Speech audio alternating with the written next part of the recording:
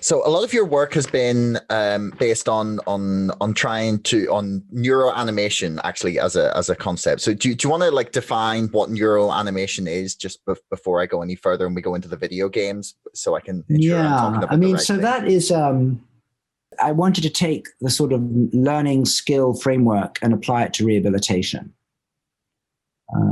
And what I was aware of is that the animal literature, the neuroscience literature going back a century, had shown quite dramatic responses in monkeys and then in rodents to intense training regimes after injury or neurological disease. That was one. The second thing is that for the last 75 years, there's been this notion of enrichment, where if you put rats in cages with toys and friends and places to explore, you see more brain plasticity than if you put them alone in a cage. Okay, so there were these two things. If you give a monkey a stroke and its arm isn't working and you force it to use that arm for many, many, many hours a day for weeks on end, you can get dramatic return of function. And in the mouse and in the rat, if you put them inside very playful environments, their brain shows more plastic change. So you want the foreground of practice and you want the background of playful environments. Okay? But neither of those ingredients, the enrichment in the background and the high practice in the foreground, was ever done for humans. Rehab was much more short-lived. It was in boring hospital rooms for much shorter periods of time. So I needed to think of a way to create the human version of enrichment and high doses and high intensities of practice, that combo. And the intuition I had when I was writing this grant was that video gaming might be the way to combine fun and enrichment with actual practice. Does that make sense? Mm-hmm. So I obtained that grant, and then I moved from Columbia to Johns Hopkins. And then I went looking on the main campus because I'd heard that there was a video gaming minor that you could take as an undergraduate at Johns Hopkins. So I thought that I was going to find some nerds that I could recruit to build this video game. Okay. So it was quite deliberate, it was quite thought out. I didn't really have a sense of what it would look like. And then I met, these two kids. I call them kids now, they'd kill me. But, one was finishing his PhD, Omar Ahmad. The other one was doing his bachelor's in computer science, Pramit Roy. And I don't need to say how I met them, but I had this sort of meeting with them at Hopkins on the undergraduate campus. And there was this immediate mind melt, right? Because they had been thinking about movement-based gaming. They heard what I wanted. And I don't mean this lightly, I was kind of lucky to meet two nerdy geniuses, right? And we teamed up and we realized that you needed to create a new kind of animation where instead of it just being drawn animation and flipbook like most games, right? In other words, when you do a roundhouse kick with Batman, on your PlayStation, you're not really doing a roundhouse kick. You're just pressing a sequence of buttons and it just plays out the drawing. Do you see what I'm saying? That's not going to work, right? You needed a true soft body physics engine, emergent dynamical creature that you actually had to learn to control the way that you learn to control your nonlinear arm.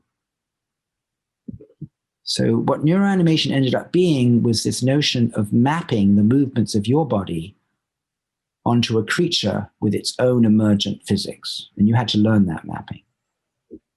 Right? So instead of doing the shortcut, which most games do, which is to make you feel skilled, but in fact you're not, it's just played out in the actual drawn movements that are coded for. You actually had to genuinely master, but not your own limb. Imagine you were suddenly given a tail and you had to learn how to control this tail with your brain, right? You'd have to learn and master it. You'd have to learn its dynamics. You'd have to learn its response properties.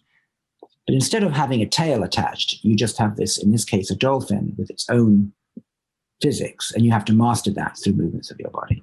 So neuroanimation is really about that mapping between your body and another body and having to learn it through exploration and play, because there are no simple rules. Okay. How intuitive is that learning, have you found? Because for example, just something that springs to mind is when, say, you're a tennis player, a squash player, or even right up to like race car drivers, Formula One people, that you feel like you have a physical connection to the instrument that you're using, be it like a tennis racket, a golf club, a car, even that. How intuitive do you think that ability to understand the physics, motion, response of something beyond our body is? Do you think it's something that we find quite easy? Well, it's not easy, right? And it takes decades to be a tennis player, right? So in other words, the word understand is a bit loaded, because does that mean that you sort of overtly understand how you're doing it, or do you just through practice sort of implicitly learn it? Okay.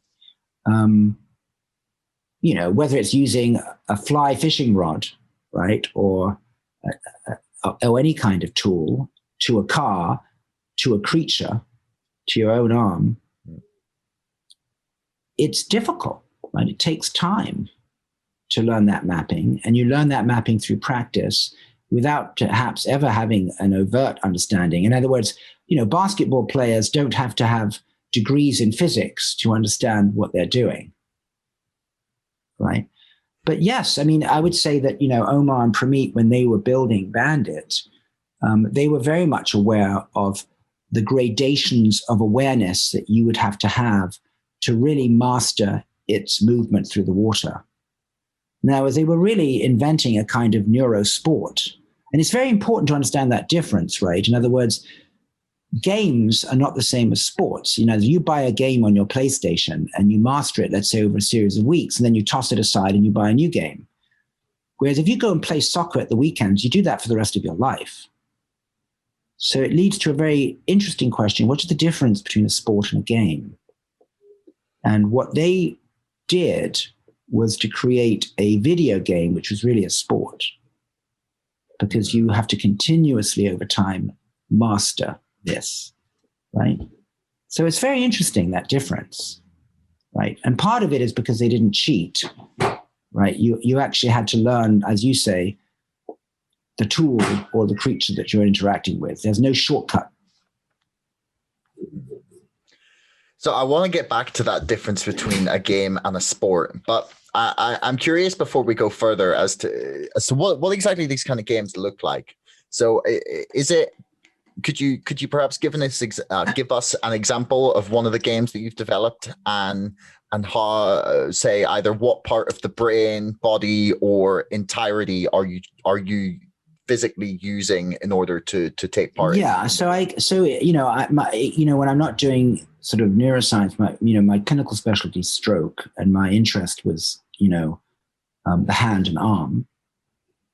And so the goal was to try and get people to get back. Because when you ask people what they most want back, interestingly enough, is they want to be able to use their arm and hand again. Right? So, as I said before, if you take a rodent and you give it a task to pick up pellets hundreds and hundreds of times, and you make it do that task in an environment where it's also able to play and explore and be with its friends, that combination leads to a remarkable return of function of that reaching movement. Right? So I wanted to repeat that. Right? But I didn't want it to be something boring where you just reached over and over again for a glass 500 times. No one's going to do that. Right? So you basically needed to make the movements that are useful in tasks without, in fact, doing a task. So you wanted them to practice capacities rather than tasks, and those capacities could be reassembled later once they'd achieved them into tasks. So we wanted them to sort of babble by making all the movements you need of everyday life, but you didn't realize that you were doing them because you were too busy steering the dolphin through the ocean, right? So basically imagine you in the stroke version, you have your arm, and your arm steers the intentional direction of the dolphin. So in other words, the dolphin is in this ocean. It can swim away and towards you. It can go left and right. And you begin to discover in 3D with your arm that you can make it move away towards you, left and right. And the directionality of the dolphin towards fish and sharks is controlled by your hand. The lights are down. There's music. So you don't even see your arm. You're basically jacked in to the intentionality of the dolphin. It's very beautiful. It's almost amniotic. The movement of the dolphin, what Omar and Pramit did is extremely beautiful. I mean, the quality of the animation is extremely high. In fact, Ed Catmull, the president of Pixar, visited us, right? In other words, because it really is a high-end experience. So imagine lights down, music up, your arm, if you're a stroke patient, it was actually the weight of the arm was supported by an exoskeletal robot. The robot wasn't assisting you to move in the direction, but it was just making you feel like you were in a lower gravity situation. And then you basically have to learn to control and steer the dolphin in order to catch fish or to avoid sharks. And as you get better, your opponents get smarter. So you have to keep, strategizing better and better. So here's the point I'm trying to make is you're making high amplitude movements, so it's a workout. You're having to become more and more skilled as your opponents get smarter. And you have to be thinking all the time because you have to strategize.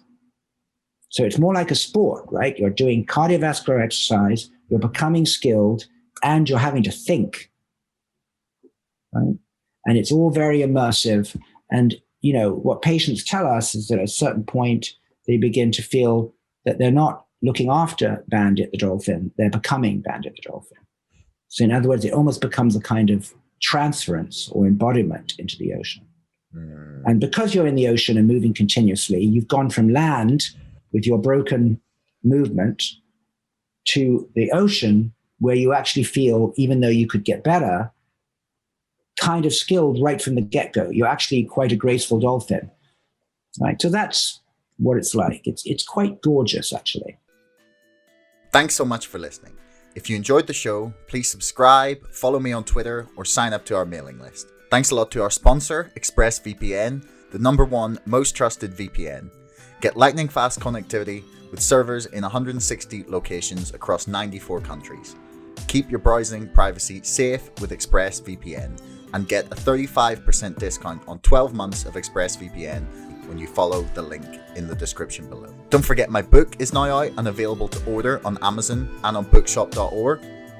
That's Brexit, the Establishment Civil War. And most importantly, thanks for listening. We'll see you next time.